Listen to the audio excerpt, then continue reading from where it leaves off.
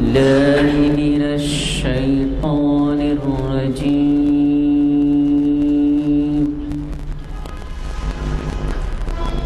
بسم الله الرحمن الرحيم.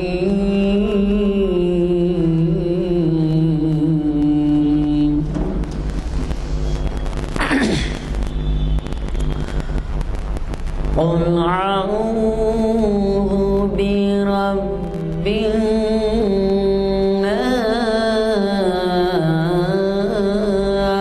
الناس ملك الناس إله الناس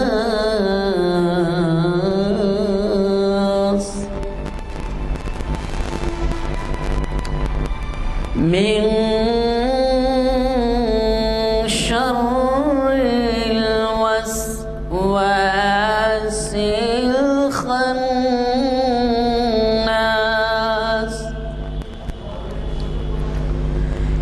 بسم الله الرحمن الرحيم. قل أعوذ برب الناس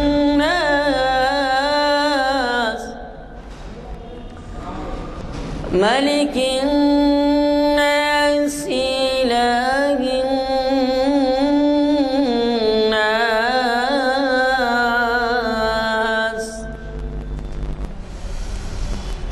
من شر الوسواس الخناس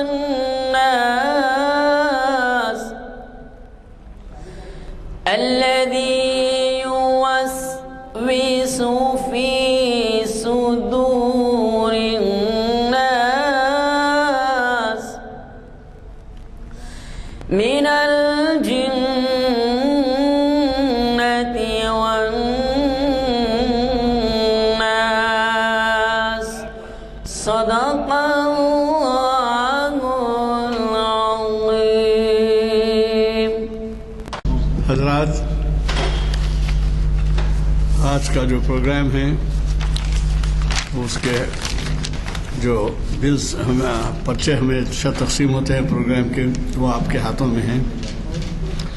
آج ہمارے درمیان جناب محمد ضیاء الدین نیّر صاحب تشریف فرما ہیں، جو شریعت انفارمیشن سروس کی 835ویں نشست کو مخاطب کر رہے ہیں.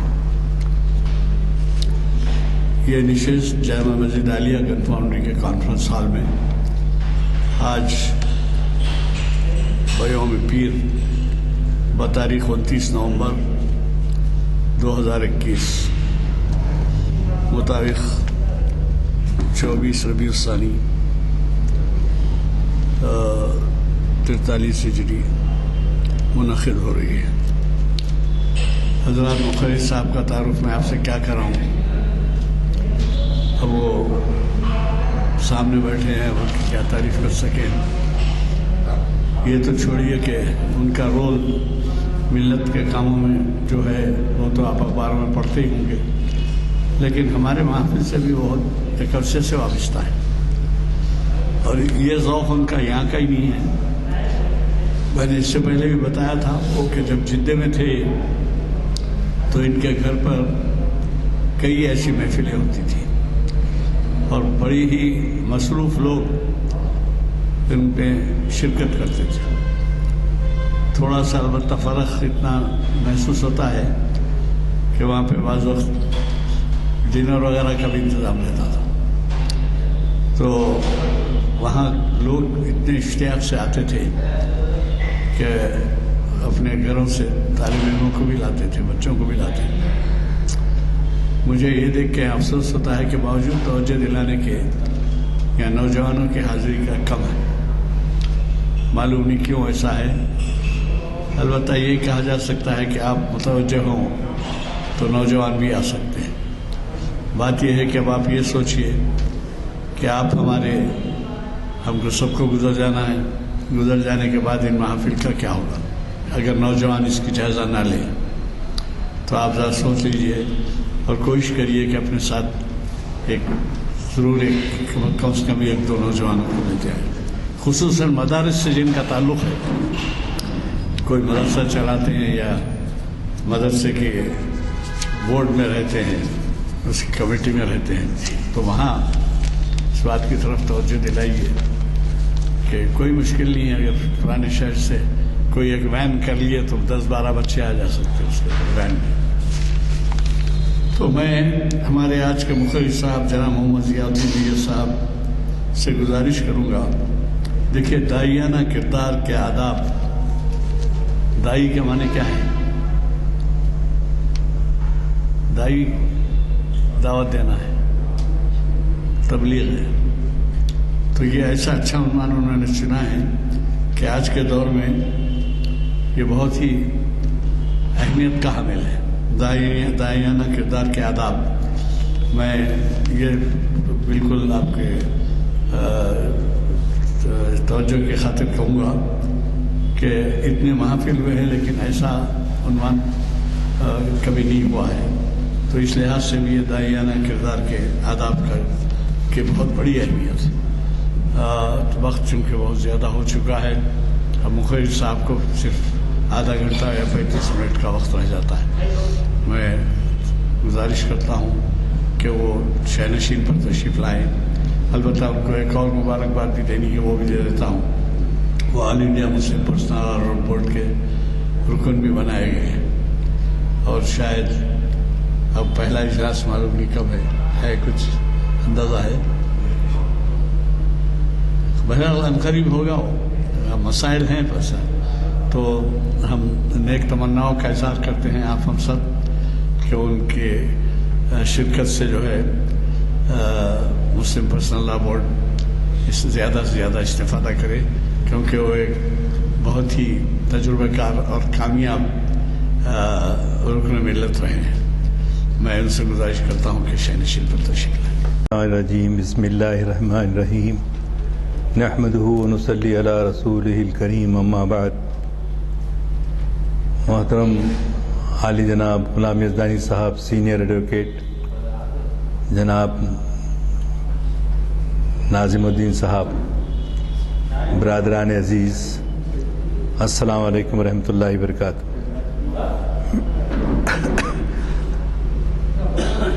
موسم کی ٹھنڈک لوگوں کو گھر میں نیند لاتی ہے اور گھر میں آرام سے بیٹھنے کی کوشش کرتے ہیں، شاید یہی وجہ ہے، اور کیا ہے کہ اتنی گرم جوشانہ گفتگو یہاں پر ہوتی ہے کہ معلومات میں اضافہ بھی ہوتا ہے، خصوصاً نوجوان جو ہے ہو سکتا ہے ایگزامس وغیرہ کی وجہ سے بھی مصروف ہوں، کوئی ریزن ہو سکتا ہے، ورنہ ان محافل میں ہمیشہ کافی لوگ جمع ہوتے رہے، گزشتہ تقریباً 23-24 سال سے جو ہے سلسلہ چلا ہے۔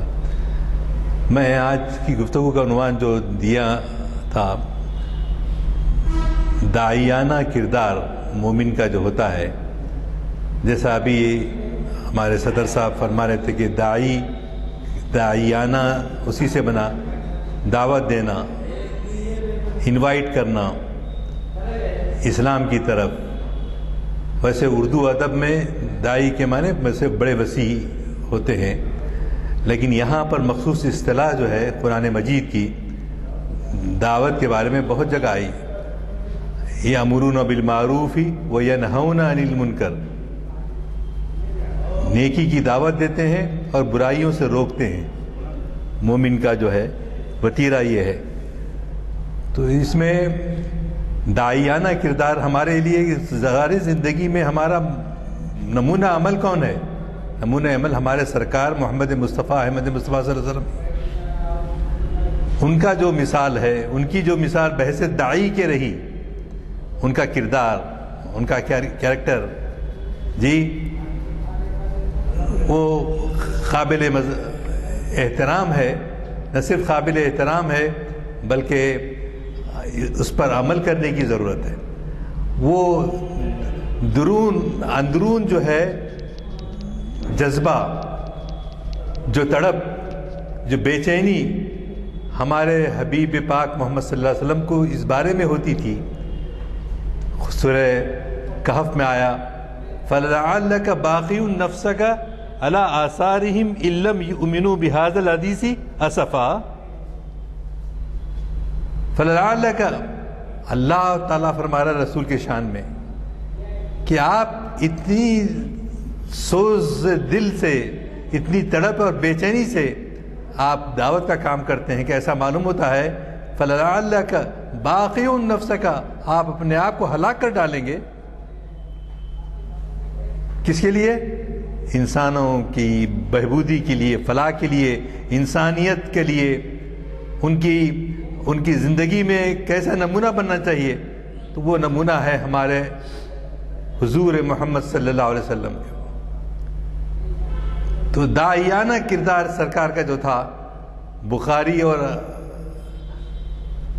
میں دو حدیث، مسلم میں اور بخاری میں دونوں جگہ آیا کہ بی بی عائشہ صدیقہ رضی اللہ تعالیٰ عنہا نے ایک وقت پوچھا اے اللہ کے رسول،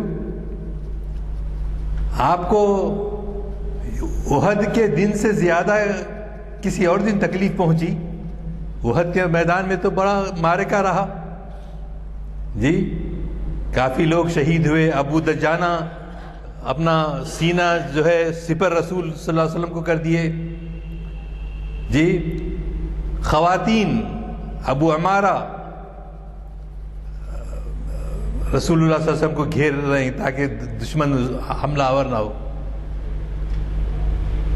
تو یہ جو والہانہ عقیدت، جو محبت ہمارے دل میں ہونا چاہیے. کیوں کہ آپ کے جو کارنامے رہے ہیں، آپ کے جو انسانیت کو بڑھانے کے لیے جی، اس کا تصور ہمارے برادران وطن تو کیا کریں گے، ہم نہیں کر رہے. اب جو ہے کیسے الفاظ استعمال کریں، اگر آپ پڑھیں گے تو آپ جو ہے برداشت نہیں کر سکیں. جو حضور کی شان میں صلی اللہ علیہ وسلم، یہ وسیم رضوی کتے نے جو لکھا، ایک شیعہ مقرر تو کل کہنے لگے اس کو وہ بھی مت سور بولو. تو ان لوگوں کو شعور نہیں ہے. ہم یہی کہہ سکتے ہیں، ہمارے بزرگوں نے، ہمارے علماء نے، ہمارے لیڈرز نے ہم کو بہت روکا کہ آپ لوگ جو ہے جذباتی نہ ہو جائیں. اس سے کیا ہوگا، آپ پر حملہ آور ہوں گے اور آپ غصے میں آ کر کچھ کر بیٹھیں گے تو اس سے جو ہے آپ کا جانی اور مالی نقصان ہوتا ہے. مولانا مجاہد الاسلام قاسمی بولتے تھے یہ بات، ان سے ڈائریکٹ سنا میں کہ آپ لوگ صبر و تحمل سے کام لیں. تعمیر ملت کے کارکن اور حیدرآباد کے مسلمان یہ برداشت نہیں کر سکتے.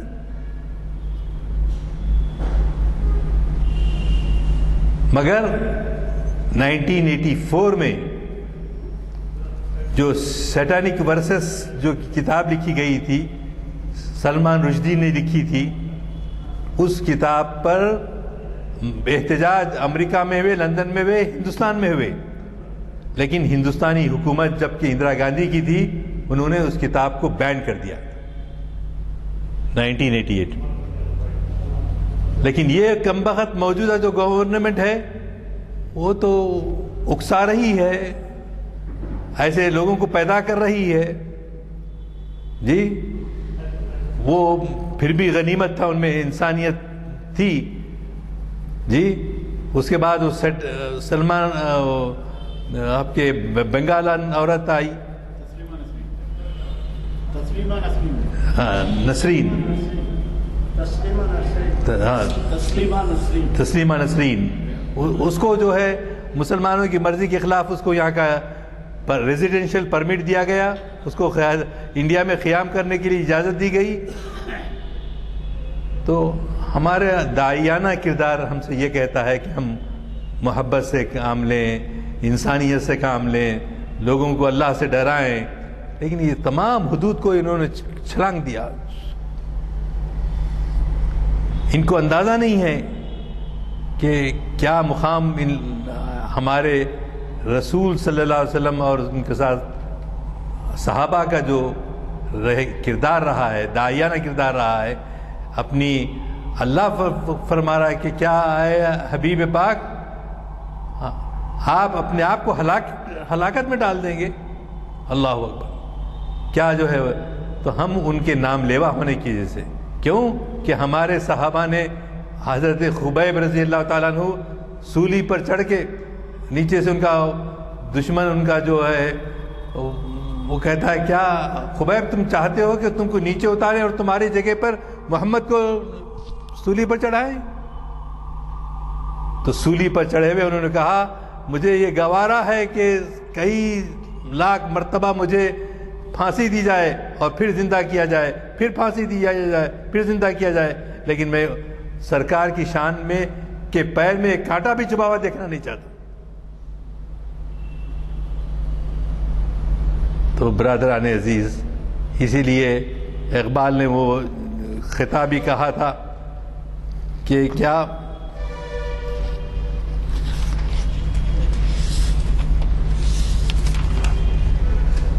چوں بنام مصطفیٰ خانم درود، چوں بنام مصطفیٰ خانم درود، از خجالت آب می گردد وجود، عشق می گوید کہ اے محکوم غیر، سینہ تو از بتا مانند دیر، تانداری از محمد رنگ بو، اور درود خود میالہ نام او۔ کیا کہہ رہے ہیں؟ علامہ فرماتے ہیں کہ چوں بنام مصطفیٰ خانم درود، جب مجھے کہا جاتا ہے کہ درود پڑھو، رسول اللہ صلی اللہ علیہ وسلم پر درود بھیجو، اور یقیناً حکم ہے، ہر جمعہ کے خطبے میں آپ سنتے ہیں کہ رسول اللہ صلی اللہ علیہ وسلم پہ درود بھیجنا، اللہ اس کام میں شریک ہوتا ہے، اللہ بندے کے ساتھ درود بھیجتا ہے رسول اللہ صلی اللہ علیہ وسلم۔ چوں بنام مصطفیٰ خانم درود، جب میں درود پڑھتا ہوں تو میرا وجود شرم سے پانی پانی ہو جاتا ہے۔ میں درود پڑھ رہا ہوں لیکن صرف زبان سے ادا کر رہا ہوں، کچھ عملاً نہیں کر رہا ہوں، وجود شرم سے پانی پانی ہو جاتا ہے، اور عشق یہ تانا دیتا ہے کہ تم دعویٰ کرتے ہو نا عشق کا، وہ تم کو تانا دیتا ہے۔ تانا بولے تو طنز کرنا۔ کیا طنز کر دیتا ہے؟ کہ تیرے سینے میں تو کئی بت بیٹھے ہوئے ہیں، تو کئی لوگ بتوں کو جو ہے اپنا خدا بنایا ہوا ہے، ہاں، اور عشق یہ تانا دیتا ہے کہ تو محکوم غیر ہے، تیرے پر حکومت اللہ کی نہیں، دین پر، بلکہ ان کی محبت میں گرفتار ہے۔ ذرا اپنے دل پر نظر کر کہ کتنے بت براجمان ہیں، کتنے بت براجمان ہیں۔ جب تک اس ذات گرامی کا نام نہ لے، درود نہ پڑھ، جب تک کہ تیری زبان صاف ستھری پاک مطہر، کہ رسول اللہ پر درود بھیجنے سے پہلے ہماری زبان اندرون بھی بیرون بھی دونوں ایسی کیفیت ہونا کہ لوگ بولنا کہ وہ واقعی عاشق رسول ہے۔ ایک بزرگ سے ایک مرید نے کہا حضرت مجھے کوئی ایک وظیفہ بتائیے کہ میں دیدار ہو محمد رسول اللہ صلی اللہ علیہ وسلم کا۔ تو مرشد بولے بہت حوصلہ معلوم ہوتا ہے آپ میں، تم کو تو وظیفہ بتانا دور کی بات ہے، ہم خود جو ہے یہ تصور نہیں کرتے کہ ہم کو حضور صلی اللہ علیہ وسلم کا دیدار تو دور کی بات ہے، گنبد خضرا کا بھی دیدار ہونا مشکل ہے۔ ہم اس قابل بھی نہیں سمجھتے اپنے آپ کو۔ تو اب مسجدوں کے اندر درود و سلام پر جو ہے جھگڑے ہمارے پاس، سلام پڑھنا سلام نہیں پڑھنا جی، اور سلام پڑھنے والے پڑھ رہے ہیں تو کیا از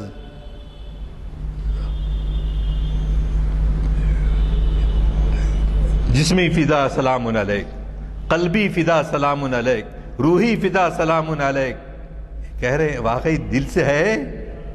سوال یہ ہے، question mark, big question mark, کہ ہم سب کچھ قربان کرنے کے لیے زبانی طور پہ کہہ رہے ہیں کہ عملی طور پہ ہم کرنے تیار ہیں؟ موقع مل سکتا ہے؟ ایسا ہی موقع اقبال کو کراچی اور لاہور کی نظم جو صرف 4 مصروں کی ہے، اس میں کہتے ہیں ایک ٹانگا چلانے والا، یکا چلانے والا، اب آج کل ٹانگے وغیرہ غائب ہو گئے، کلکتے میں نظر آتے ہیں، دلی میں کچھ نظر آتے ہیں، پہلے بچپن میں ہم گلبرگے میں دیکھتے تھے یا نامپلی میں بھی دیکھتے تھے، تو اس میں اس کا یک ٹانگا چلانے والا غازی علم الدین تھا، اس نے شرمیلا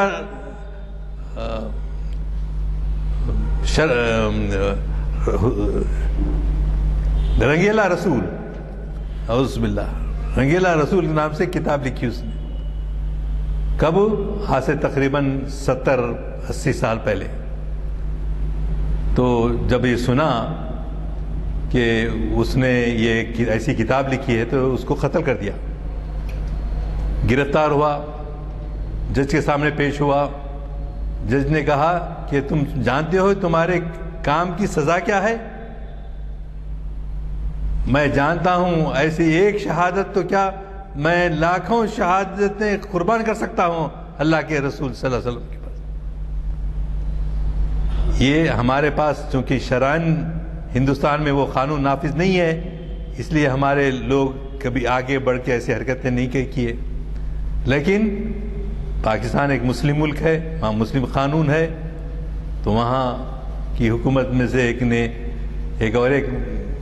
نوجوان تھے، وہ بھی اتفاق سے لاہور میں یکا چلاتے تھے، اور ان کا نام عبد القیوم تھا۔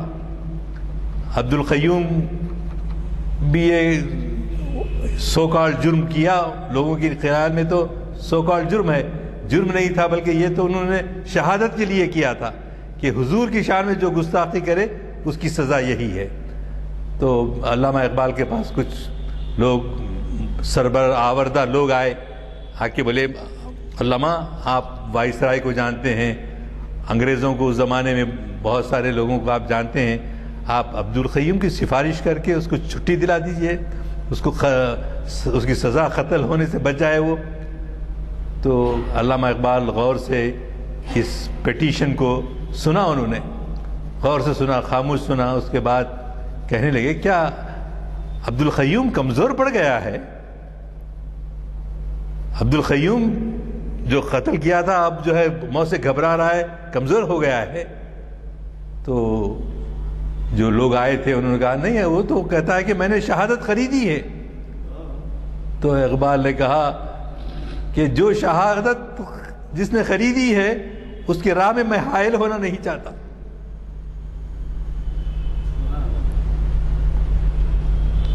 نظر اللہ پہ رکھتا ہے مسلمان غیور،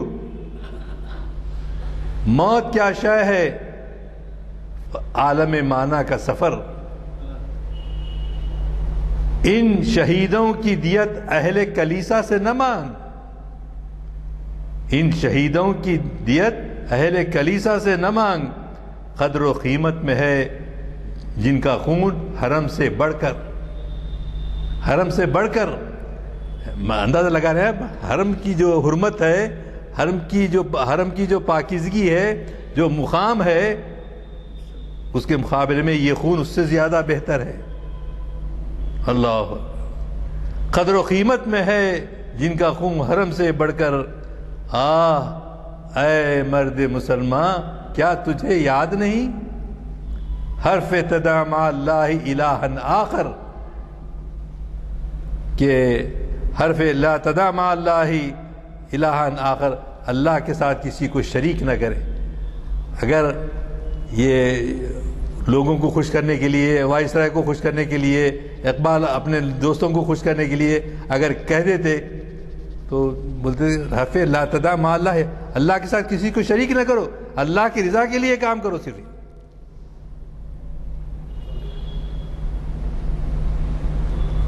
پروانے کو چراغ ہے بلبل کو پھول بس، صدیق کے لیے ہے خدا کا رسول بس، ستیزہ کار رہا ہے ازل سے تا امروز، چراغ مصطفی سے شرار ابو لہبی۔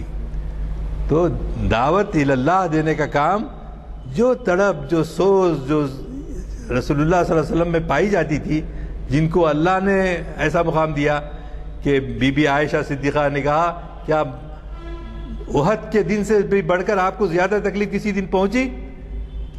تو بی بی عائشہ رضی اللہ تعالیٰ عنہ کو جواب دیتے کہا ہاں، مجھے وہ طائف کا روز تھا جس میں عبدیہ لیل کے لوگوں کو میرے پیچھے لگا دیا گیا تھا اور وہ سنسار کرتے تھے اور میں بے ہوش ہو کر گر گیا تھا، اور مجھے میرے ساتھی، میرے غلام جو تھے آزاد کر دیے گئے تھے، حضرت زید رضی اللہ تعالیٰ عنہ گود میں اٹھا کر ان کو لائے اور ایک درخت کے نیچے لٹایا، پھر ہوش آیا تو اللہ نے فرشتوں کو بھیجا، پہاڑوں کے فرشتوں کو بھیجا، اے اللہ کے رسول آپ حکم دیں تو ہم ابھی ان طائف کے پہاڑوں کو ملا دیتے ہیں اور ان کو فنا کر دیتے ہیں۔ تو اللہ کے رسول صلی اللہ علیہ وسلم نے جواب دیا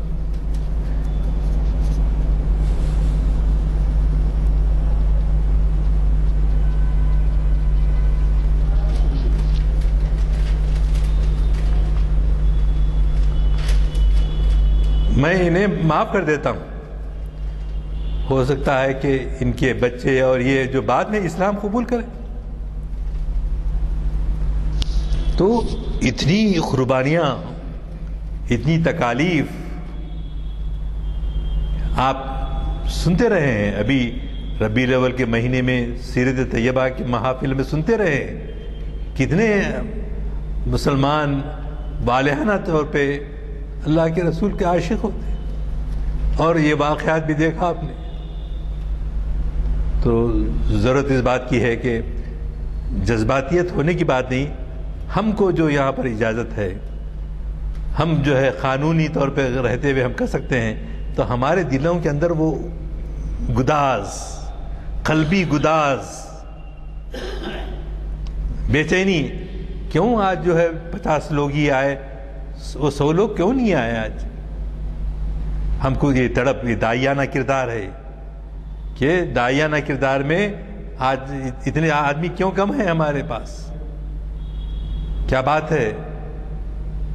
جب رسول اللہ نے پیام دیا ہے اور ہمارا کام ہے تو ہم ایسے گھر میں غفلت سے کیسے بیٹھ سکتے ہیں؟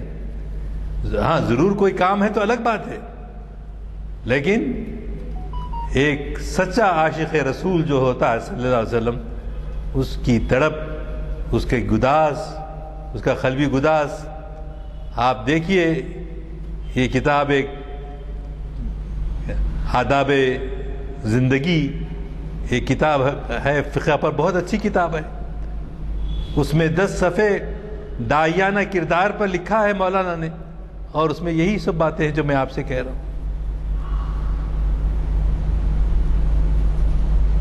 علم کو نہ چھپانا ہے، نہ ہم کو لوگوں کو دکھانا ہے، بلکہ ہم میں وہ تڑپ پیدا کرنا مقصد ہے ان محفلوں کے ذریعے، ان مجلسوں کے ذریعے، کہ لوگ آئیں اور حضور اکرم صلی اللہ علیہ وسلم کے سچے عاشق اپنے آپ کو بتانا چاہتے ہیں تو ان کی زندگی کا مطالعہ کریں، اور اپنے انشاءاللہ اس سے نہیں معلوم کہ حضرت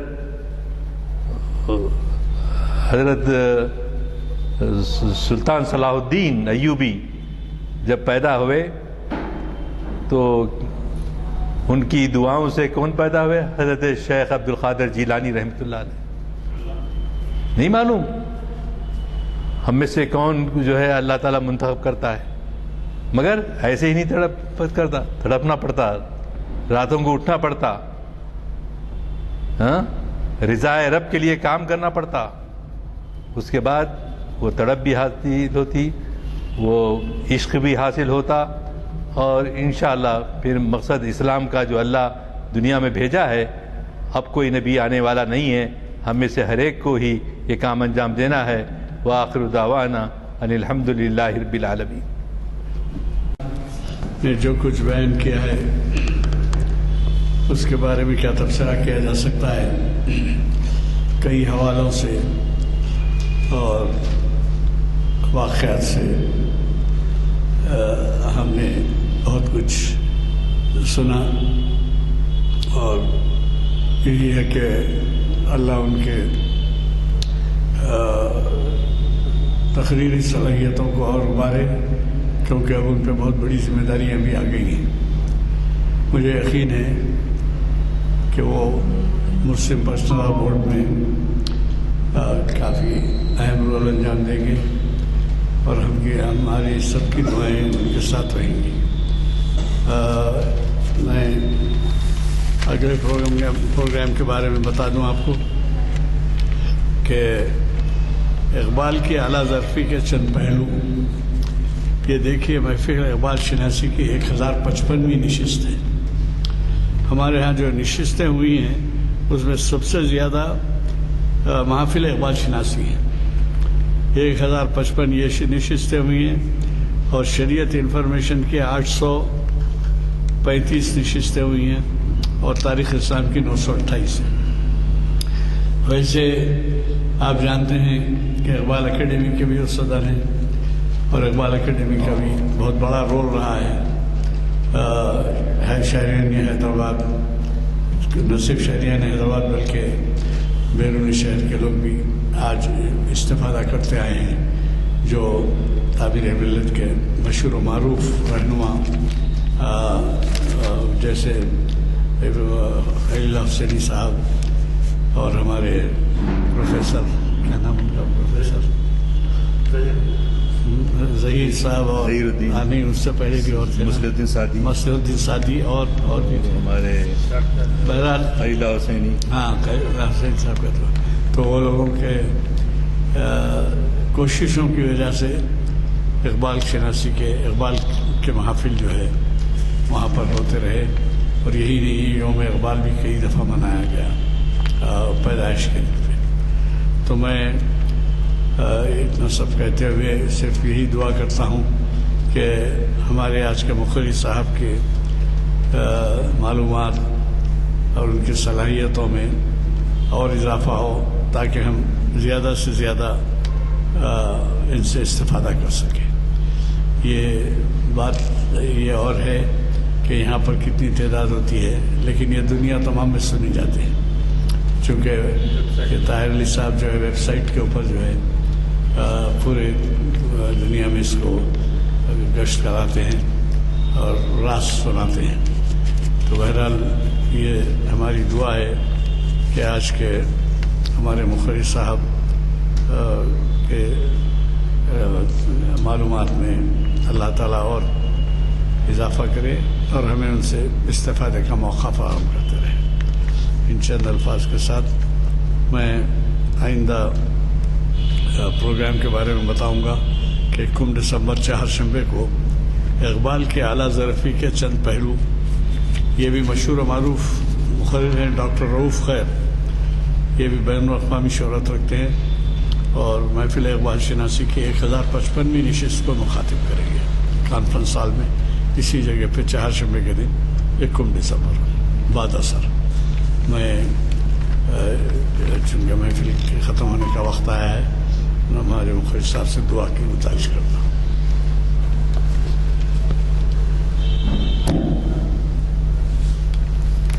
اللهم صل على سيدنا شفينا نبينا وحبيبنا ومولانا محمد بارك وسلم.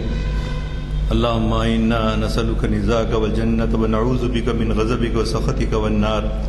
اللهم أعز الإسلام والمسلمين، اللهم انصر الإسلام والمسلمين، اللهم انصر من نصر دين محمد مصطفى صلى الله عليه وسلم. ربنا اللهم اجعلنا منهم، ربنا اللهم اغزل من خذل دين محمد مصطفى صلى الله عليه وسلم. ربنا ولا تجعلنا منهم. اللهم احفظنا من كل بلاء الدنيا وعذاب القبر وعذاب الآخرة. اللهم إنا نسألك رضاك والجنة ونعوذ بك من غضبك وسخطك والنار. اللهم لا سهل إلا ما جعلته سهلا وأنت تجعل الحزن سهلا إذا شئت. لا إله إلا هو حلیم الکریم آمین۔ سبحان اللہ رب العرش العظیم صلی اللہ تعالی علی خیر خلقہ و نور عرشہ سیدنا مولانا محمد وعلی آلہ وصحبہ اجمعین آمین برحمتک یا ارحم